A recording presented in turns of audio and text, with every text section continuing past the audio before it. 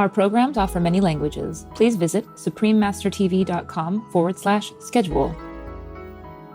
God, as has been said, is light, truth, order, harmony, reason. And God's works are illumination, knowledge, understanding, love, and sanity. Please continue watching to find out more.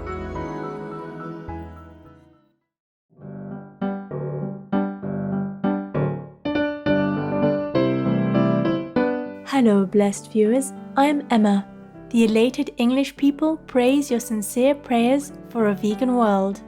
May we all be similarly inspired, so that our planet is soon a place where compassion prevails.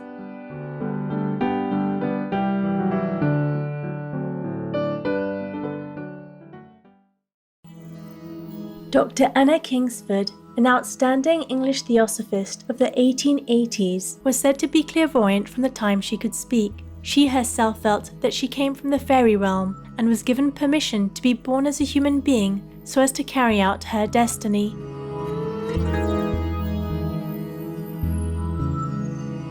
At the tender age of 13, Anna wrote the book Beatrice, a tale of the early Christians. Her early wisdom can be seen in the following excerpt.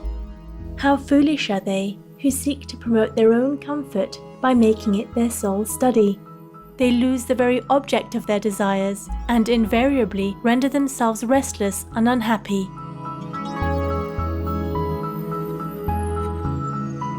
While maintaining her spiritual and vegetarian interests, Anna Kingsford became a doctor. Not only was she one of the first female medical doctors in England, she graduated from medical school without experimenting on any animals.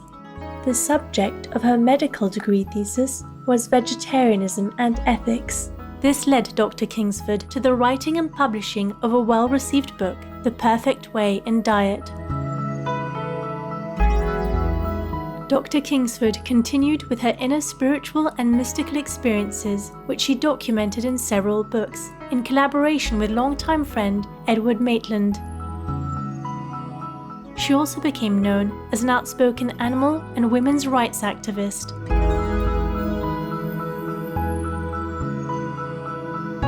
We now share with you selections from the book The Perfect Way, or The Finding of Christ. This book merges the spiritual values of Christianity and Theosophy to reveal a unifying wisdom that allows humans from all religions to progress along the path to perfection.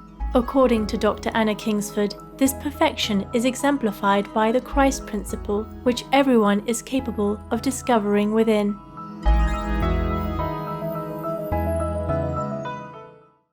The third lecture, The Various Orders of Spirits and How to Discern Them, Part 1. The next circulus, the third, with its spirits, corresponds to earth and contains the shades, Lares and Penates, of the dead. These are of many different kinds. Some are mere shades, spiritual corpses, which will soon be absorbed by the fourth circulus just described and become mere magnetic phantoms. Some are ghosts or astral souls, not containing the divine particle, but representing merely the earthly minds of the departed. These are in limbo, or the lower Eden. Others are really souls, and of the celestial order, or anima divina, who are in purgatory, being bound to the astral envelope and unable to quit it.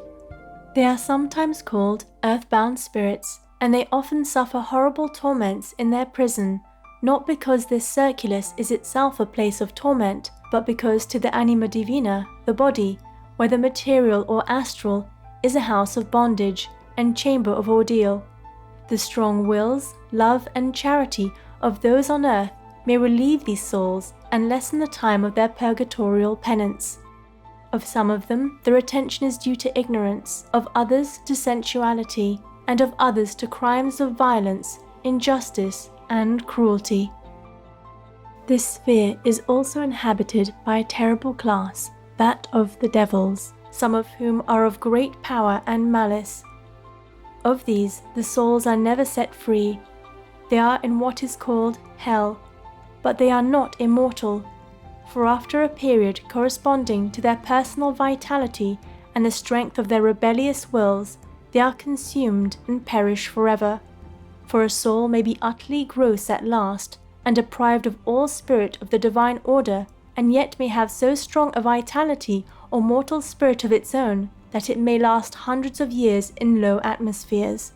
But this occurs only with souls of very strong will, and generally of indomitable wickedness.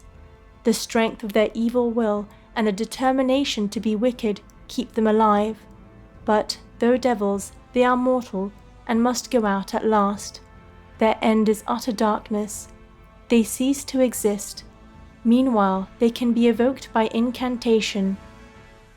But the practice is of the most dangerous and wicked kind, for the endeavour of these lost spirits is to ruin every soul to which they have access. But, although there are personal devils, there is no personal devil. That which mystically is called the devil is a negation and opposite of God. And whereas God is I am, or positive being, the devil is not. He is not positive, not personal, not formulated. God is all these, and the devil, in being the opposite of these, is none of them. God, as has been said, is light, truth, order, harmony, reason, and God's works are illumination, knowledge, understanding, love, and sanity. The devil, therefore, is darkness, falsehood, discord, ignorance, and his works are confusion, folly, division, hatred, and delirium.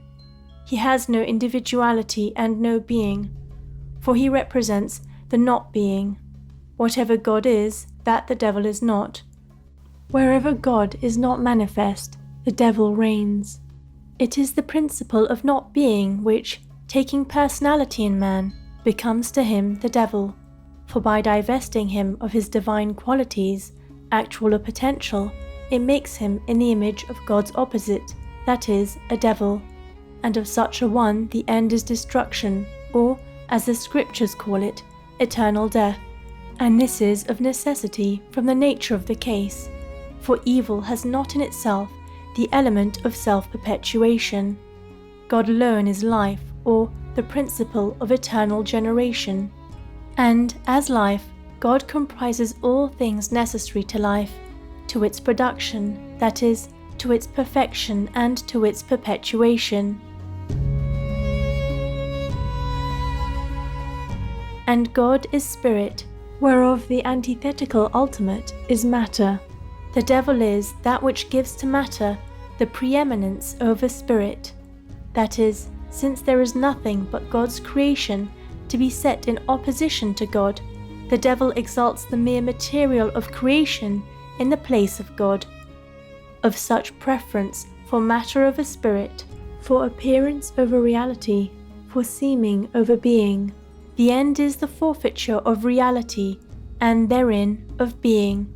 In representing, therefore, the contest between good and evil, a contest corresponding to that between light and darkness, creation represents the contest between being and not being. To give place to the devil is thus, in its ultimate result, to renounce being. And, as a free agent, man is able to do this. God, while giving to all the opportunity and choice, compels no one to remain in being. God accepts only willing service, and there is no such thing as compulsory salvation. God, that is good, must be loved and followed for the sake of God and good, not through fear of possible penalties or hope of possible rewards.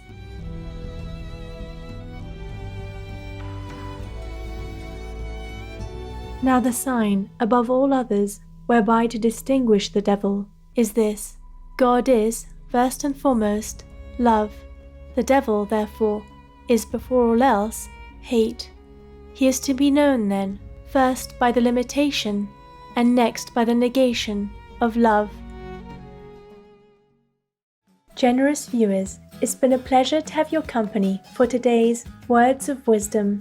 Coming up next is Whatever Belongs to Caesar Must Be Returned to Caesar, Part 5 of 5, right after Noteworthy News, here on Supreme Master Television. May your prayers for inner truth be met with the blessings of heavenly wisdom and joy. Our programs offer many languages. Please visit suprememastertv.com/schedule and suprememastertv.com/WOW. Nos programmes offrent plusieurs langues. Veuillez visiter suprememastertv.com/schedule et suprememastertv.com/WOW. Nuestros programas ofrecen varios idiomas. Visiten suprememastertv.com/schedule и suprememastertv.com/WOW. Нашите предавания предлагат много езици. Моля вижте suprememastertv.com/schedule и suprememastertv.com/WOW.